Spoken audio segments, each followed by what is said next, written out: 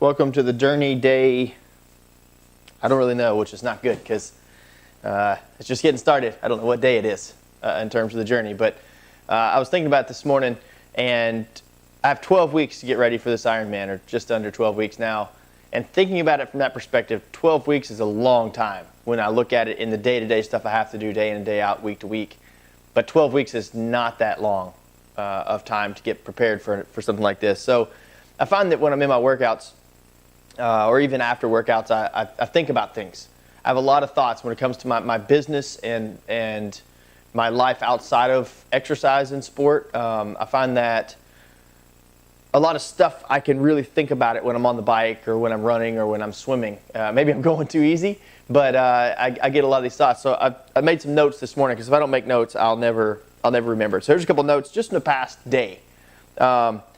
First one, I had this conversation with an athlete and friend of mine, Jeremy Stagg, as he gets back in shape, and getting back in shape is hard.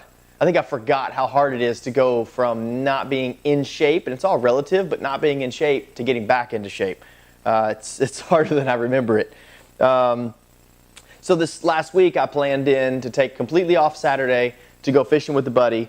Sunday we had a kids triathlon, so I knew it would be next to nothing. Maybe I could get something in, but I was going to get back at it Monday. Well, Monday rolls along, and as you saw in I think the last video or the video before that, poor planning, and just got into my work day, and that was that. It just consumed me. So taking 3 days off makes it even harder to get back in shape.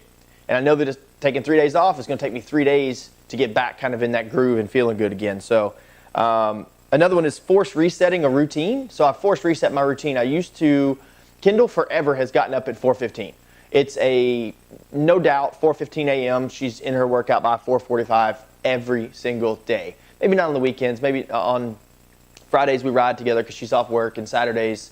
But during the week, Monday through Thursday, it's 4:15, and I got to where I was sleeping until 5:45 to 6:15 some mornings, and I'd wake up extra groggy. I would wake up when she woke up, but I'd fall back asleep. So force setting that routine isn't as hard as I remember. It's just it's making yourself do it, and so it's not as bad as I remember, but I'm still finding myself getting a little bit tired later in the day.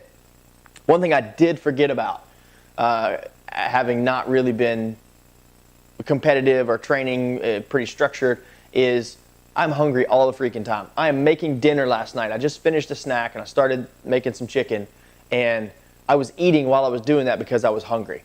I ate the chicken. I then drank a protein shake before bed because I was still hungry. So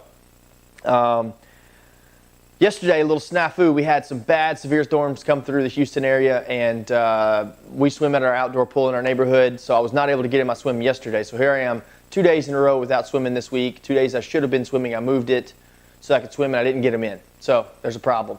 But you got to be dynamic. You got to be flexible. And so I start kind of moving things around, figuring it out where I can fit it in to get the volume in. And the last one that I thought about this morning is how crucial planning is. So if you look at my life from a normal perspective outside of me working with athletes, I'm not a good planner. I'm not a good prioritizer. I prioritize things very shittily, if that's even a word, shittily. I don't know. Maybe it is. Maybe it's not. But I can execute, but I don't plan well. I'm not a good long-term strategic planner.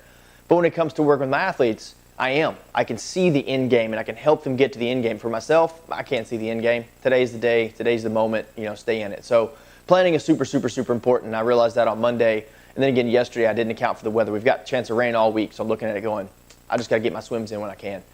Outside of that, that's all I've really got today. Getting back in shape is hard. It'll come. I gotta stay on it. I have had some people ask. I was not going to do any data analysis, hey, here's my training plan, here's what I'm doing, here's what I meant to do, here's what I didn't do. I was not going to do any of that for this because to me, it's not about that. However, I've had probably 5, maybe 6 people ask to see the training plan, to ask what am I hitting, what am I not hitting. So what I'm going to do is each week when I sit down and do my monthly or my weekly plan writing on Sunday, I'm actually going to create an analysis of my week, much like I did for Josh Davis in the 5 weeks to 50, and give my thoughts as a coach on how I executed as an athlete during the week. So I'm going to kind of be a weird role, but I'm going to give that a try. I've had people ask, people are interested. I think a lot of people just want to watch the shit show. They see the train going down the tracks, and the train is on fire, and they know there's a boulder on the tracks up the road. They're just waiting to see when that derailment comes, and a dumpster fire, as we used to call it. So, hey, whatever you're tuning in for, I hope it's entertaining. I hope you take something away from it. I hope you learn and maybe don't make the same bad decisions I did. So thanks to everybody that's subscribed so far and watched. I'll put a link to our blog right here. Supposedly I can do this, and then I can add it afterward. We'll find out. So there'll be a link to the blog right here. And then if you want to follow more of that type stuff and to get to the blog is mindrightendurance.com. So thank you guys for tuning in, and see what today holds.